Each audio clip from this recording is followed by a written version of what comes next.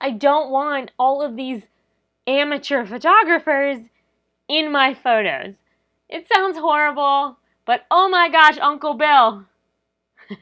It sounds horrible, but oh my gosh, Uncle Tom, put your phone away. I'm here to tell you about unplugged weddings, and if you are a de-grown photography bride, you have heard me say this over and over and over and over and over and over and over and over and over again because it kills me.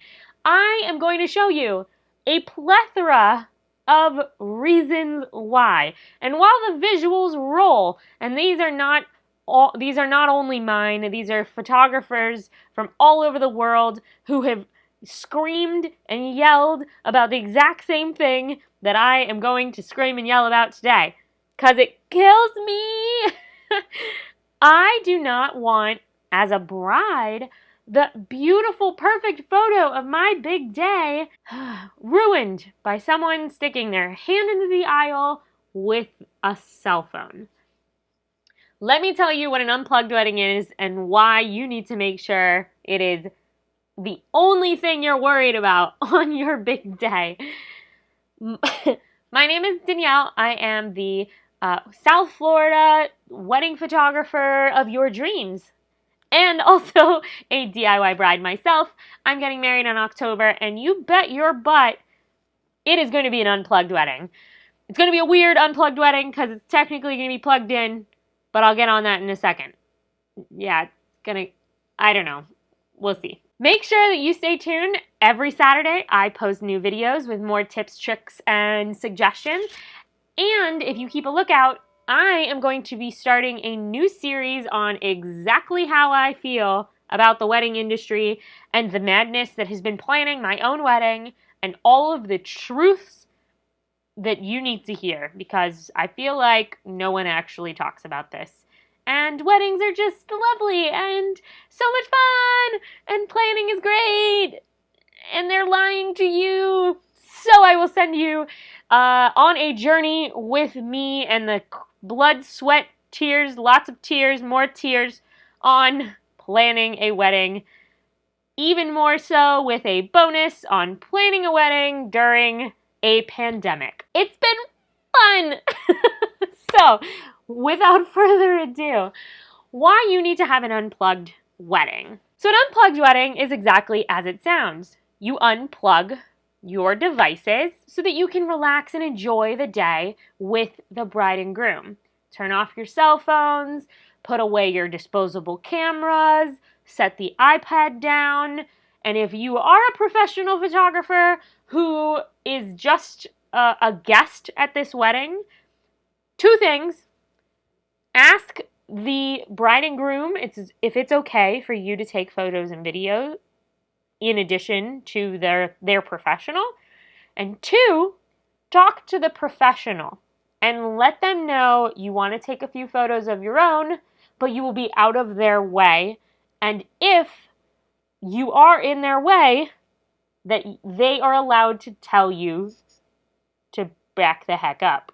A cousin just so happens to also be a pro and is looking to take some extra photos. I'm okay with it as long as they talk with me. I digress. An unplugged wedding is without technology.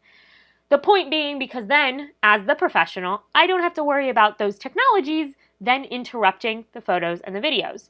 Photos, by example, generally are interrupted by something getting stuck into the aisle, by an iPad sticking up above all of the heads in the church.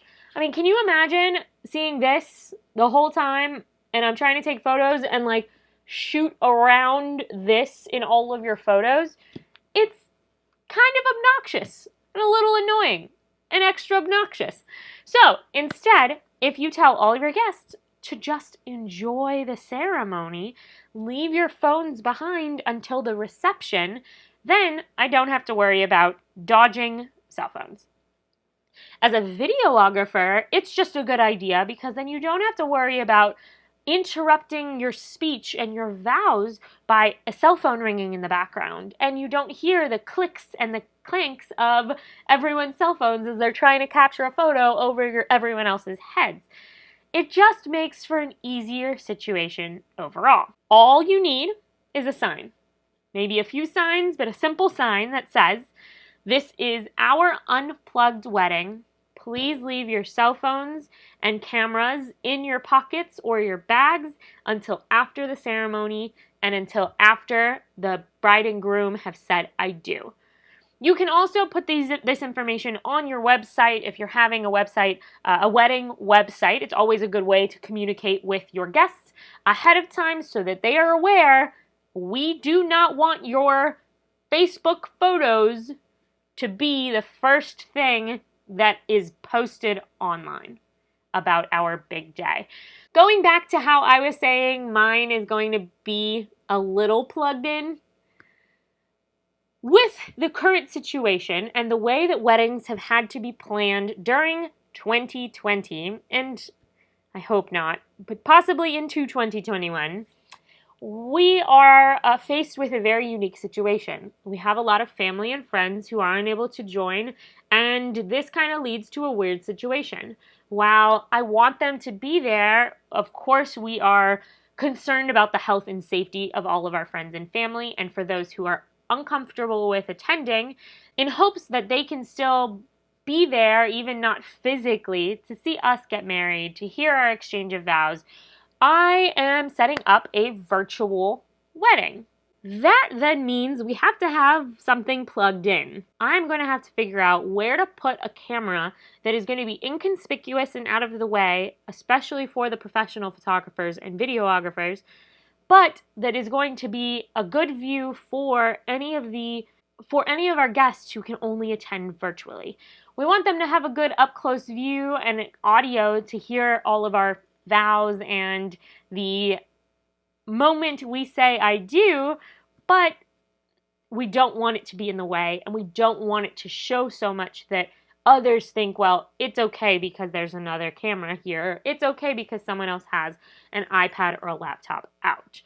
Coming up with this hybrid is probably your best bet too, because again, it's almost insurance. You have yet another camera that is stationed to take the video of your ceremony. So if for some reason something else happens or someone else's camera doesn't have the perfect view, you now have another option.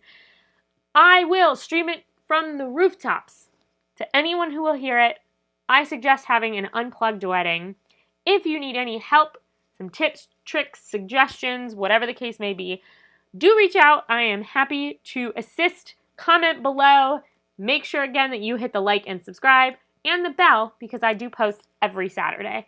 I hope this helped and convinced you that you need to make that sign and set it up for your wedding, especially in this crazy time, by having everyone feel at ease and relaxed and in the moment. We all need a little bit of partying, but we all need to remember to step back, especially when our lives are so intertwined with all of these electronics. Hope you have a great one. We'll talk soon.